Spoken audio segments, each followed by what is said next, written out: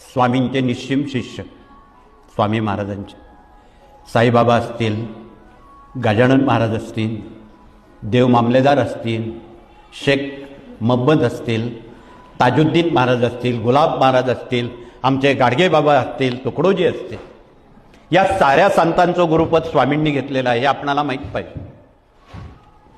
15 डिसेंबरला सपला एकादशी आहे.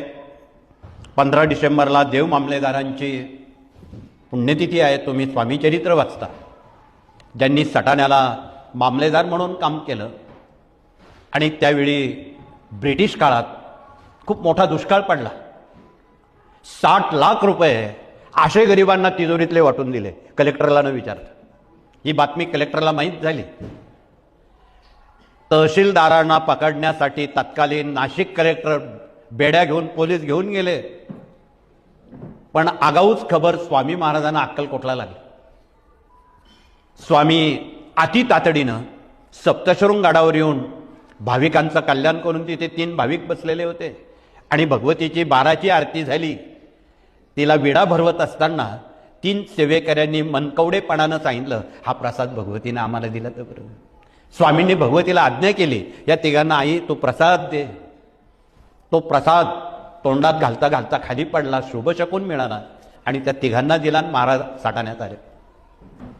सटाण्यात आल्याबरोबर त्यांच्या आधीच पोलीस, कलेक्टर मामलेदारांना पकडण्यासाठी तैनात होते.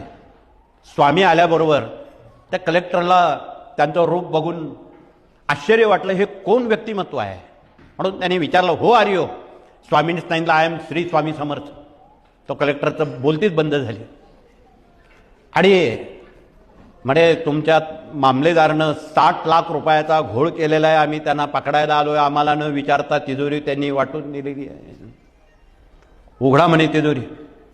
तहसीलदारांना उघडायला लावली. त्या तिजोरीत 60 लाख तसेच्या तसे निघाले, 1 रुपया कमी जास्त. त्या कलेक्टरनं डोक्यावर हात ठेवले, खाली बसले. असं आश्चर्य मी जगात आजच बघतोय म्हणे. मग स्वामींनी काय सुनावायचं त्यांना सुनावलं आणि त्या दिवसापासून त्या खुर्चीला देव मामलेदारांची खुर्ची आजही तिथे प्रसिद्ध आहे. सगळे तहसीलदार रोज त्या खुर्चीच्या नमस्कार केल्याशिवाय कामकाज करत नाही. ही आजची अवस्था आहे. इथे आलेल्या सटाण्याच्या लोकांना तुम्ही बोलू शकता. त्यांची पुण्यतिथी 15 डिसेंबरला आहे.